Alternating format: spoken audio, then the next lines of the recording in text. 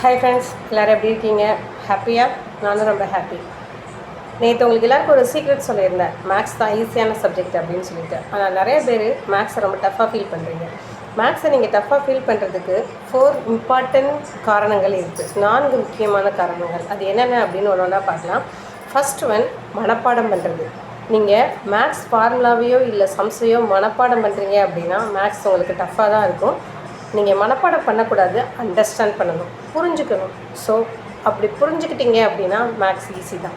So புரிஞ்சுக்கணும் அப்படின்னா எப்படி புரிஞ்சுக்கணும் அப்படின்னா, ஒரு கான்செப்ட் இருக்குது அப்படின்னா அந்த கான்செப்டோட பேசிக் ரூல் தெரியணும். இதுதான் செகண்ட் முக்கியமான காரணம். அதாவது பேசிக் கான்செப்ட் இல்லை, பேசிக் கான்செப்ட் உங்களுக்கு தெரியலை அப்படின்னா மேக்ஸ் டஃப் தான். ஒரு யூனிட் எடுத்துட்டால் அந்த யூனிட்டில் நீங்கள் டைரெக்டாக சம்முக்குள்ளே போனீங்க அப்படின்னா அதை நீங்கள் டஃப்பாக தான் ஃபீல் பண்ணுவீங்க. ஸோ அந்த யூனிட்டோட பேசிக் கான்செப்ட் உங்களுக்கு கண்டிப்பாக தெரிஞ்சுக்கணும்.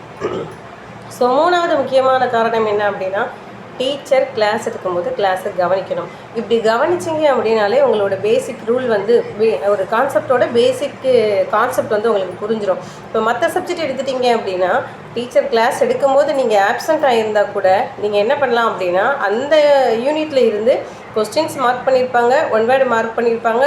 ஸோ அதை நீங்கள் படித்து மனப்பாடம் பண்ணி எழுதுனீங்கனாலே உங்களுக்கு மார்க் வந்துடும். ஆனால் மேக்ஸில் ஒரு யூனிட் நடத்தும் போது நீங்கள் எனக்கு ஆப்சண்ட் ஆகிட்டீங்க அப்படின்னா அந்த யூனிட்டே நீங்கள் ஒமிட் பண்ணுவீங்க. ரீசன் என்ன?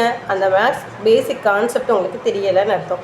ஓகே, இதுதான் தேர்ட் ரூல். ஃபஸ்ட் ஒன், மனப்பாடம் பண்ணக்கூடாது, அண்டர்ஸ்டாண்ட் பண்ணணும். செகண்ட் ஒன், பேசிக் கான்செப்ட் தெரியாமல் சம்முக்குள்ளே போகக்கூடாது. தேர்ட் ஒன், டீச்சர் கிளாஸ் நடத்தும் போது கவனிக்கணும், கவனிச்சாதான் பேசிக் கான்செப்டே உங்களுக்கு புரியும். ஃபோர்த் ஒன், இம்பார்ட்டண்டான ஒரு விஷயம் இதுதான், மேக்ஸ் பற்றின பயம் உங்களுக்கு இருக்கவே கூடாது. மேக்ஸ் பற்றின ஃபியர் உங்களுக்கு இருந்தது அப்படின்னா கண்டிப்பாக உங்களால் மேக்ஸ் வந்து போட முடியாது. ஸோ கஷ்டமாக தான் இருக்கும்.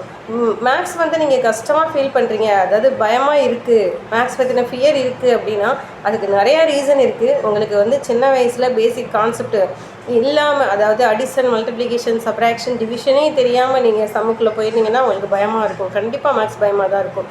நெக்ஸ்ட்டு, இதுக்கு முன்னாடி உங்களோட டீச்சர், மேக்ஸ் டீச்சர் உங்களுக்கு பிடிக்கலை அப்படின்னா டோட்டலாக நீங்கள் மேக்ஸ் சப்ஜெக்டை அவாய்ட் பண்ணியிருப்பீங்க. ஸோ அதனால் மேக்ஸில் ஒரு ஃபியர் இருக்கும்.